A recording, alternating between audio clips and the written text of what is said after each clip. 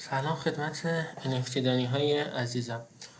خب بدون مقدمه بریم سراغ آموزش ایردراپ اوپن لوپ که یه ایردراپی از شبیه گرس و نودیپی و خیلی راحته، کار خاصی نداره، ولی خب گفتم یه دونه کلیپ براتون بگیرم، ممکنه بعضی از بچه ها بلد نباشن. خب اون لینکی که داخل کانال تلگرام براتون قرار میدم وارد که میشین، یه صفحه میاد که یوزرنیم، ایمیل و رمز ازتون میخواد، وارد میکنید، بعد وارد این صفحه میشید. از این بالا یه صفحه ولت فانتومتون رو متصل کنید. بعد این طرف صفحه 5 تا گزینه داره. گزینه داشبورد که همین صفحه هستش، نود ولیدیتور که ما کاری باش نداریم، گزینه رفرال که میتونید لینک دعوت خودتون رو برای دوستاتون بفرستید، گزینه پروفایل هم که یوزرنیم و ایمیلتون رو نشون میده.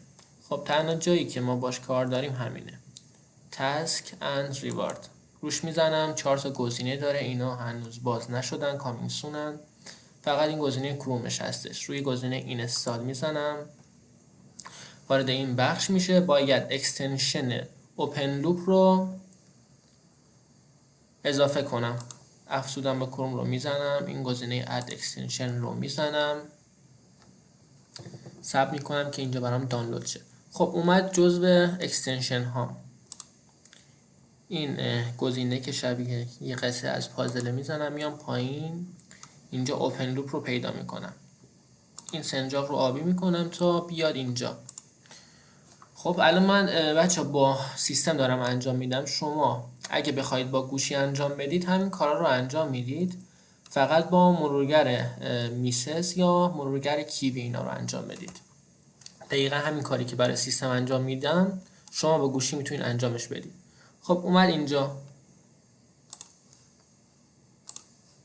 روش میزنم کانتینیو. اینجا ایمیلتون رو وارد کنید، ایمیل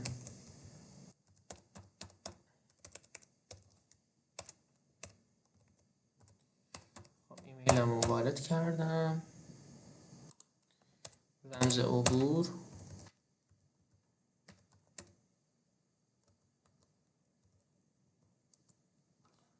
لاگین. خب اینجا برای من نوشته کانکت، خب یعنی اکستنشن اوپن لوپ برای من کانکت شده. اینجا هم ببینید نوشته کانکت.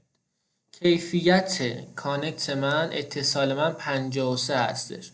حالا خودتون دیگه چک کنید ببینید بدون فیلتر اوکیه. من تست نکردم بدون فیلتر یا با فیلتر، هر کدوم که اینجا عددش بیشتر بود یعنی اوکی تره و بیشتر برای شما ماین میکنه. اینجا گزینه اینوایت هستش، اینجا هم گزینه کامپلت تاسک. این گزینه رو میزنم، یه سری تاسک توییتر و تلگرام داره که انجام میدید و بهتون پوینت میده، پوینت های خوبی هم بهتون میده. اگه ببینید اینا رو که انجام میدید به پوینت اینجاتون اضافه میشه. خب همین، چیز خاصی نداشت، یه دونه ولت کانکت کردن بود، یه دونه اضافه کردن اکستنشن و یه دونه هم انجام تاسک ها. حالا ببینیم چی میشه. 15 میلیون دلار جذب سرمایه داشته و خود سولونا هم یکی از حامیاش هستش. امیدوارم سود خوبی بهمون بده بچه‌ها و اینکه شبتون بخیر.